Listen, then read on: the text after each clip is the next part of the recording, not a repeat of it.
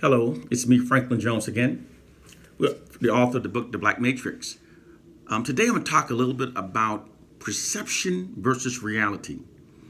Our perceptions are often not consistent with our reality. Now, I know for some that sounds like a line from the Matrix film, but it is true. Our perception of reality is rarely ever consistent with reality.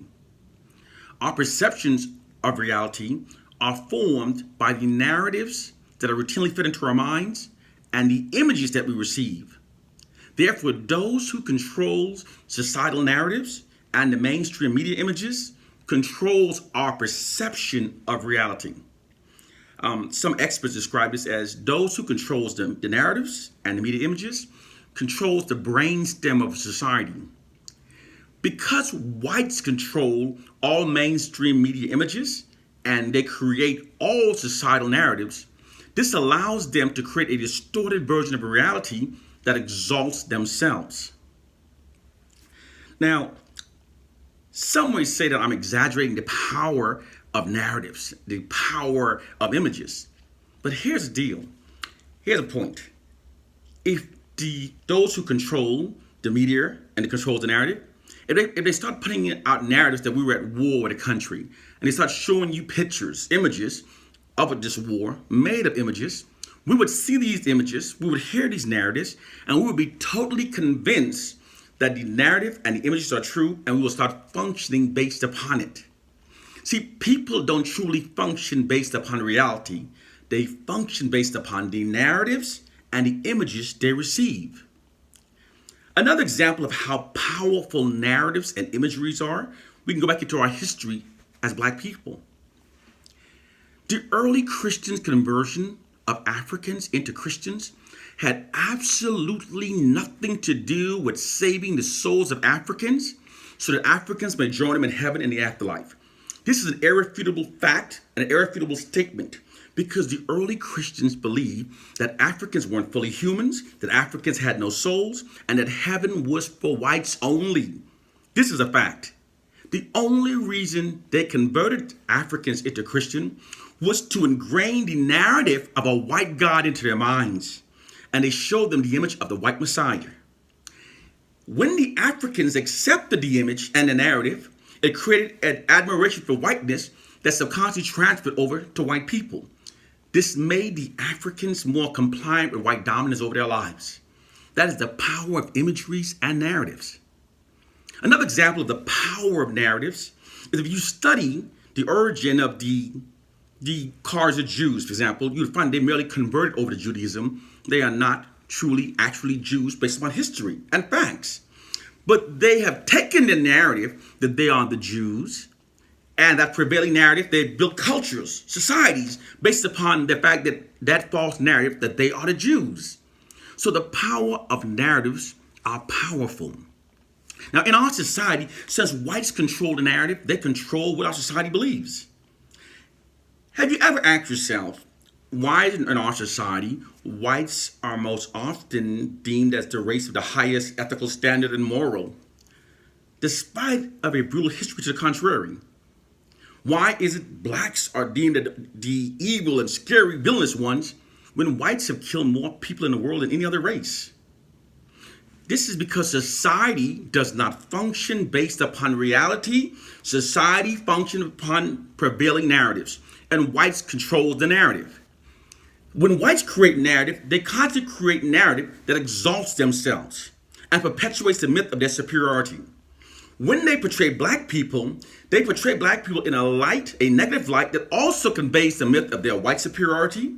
And they also vilify black people, criminalize black people in order to validate their past and present mistreatment of black people. It also manufactures consent to continue forward in their killing of black people. The narrative of black people makes the world insensitive to our plight. It dehumanizes us.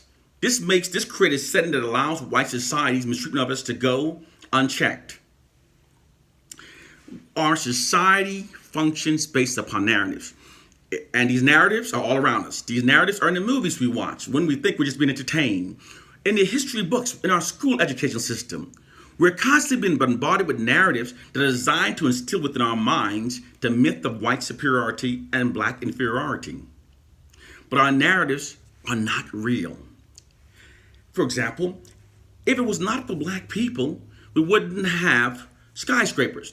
The tallest building would be four floors high. But because black people invented the elevator, the heating system, air conditioning system, we're able to have skyscrapers.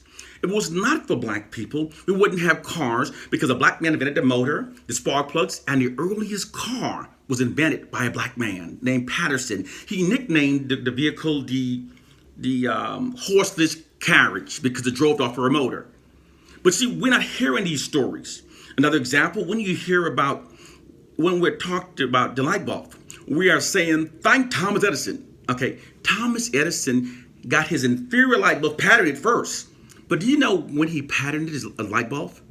No companies, no government, no one pursued his light bulb. No one used it because the light bulb was not efficient enough. Sometimes it only burned for less than an hour.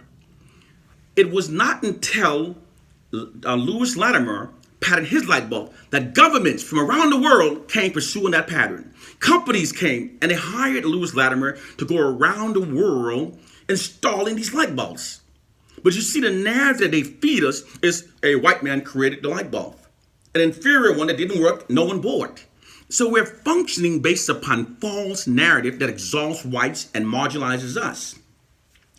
There's a saying among the propagandists, and it goes, perception is much more important than reality because people function based upon their perceptions of reality. Therefore, since whites use their monopoly of information to create an illusion of white superiority. Another example, in America, the highest welfare recipient are white women. The largest benefactors of affirmative action, also white women. But we do not function based upon this reality. When we hear the word welfare queens, so the word affirmative action benefits, the image is black people. But this is all by design.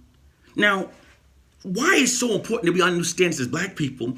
Because this system is being used as a weapon against us. It's being used as a weapon against us because the goal of the white establishment is to keep us demoralized, divided, and self-loathing.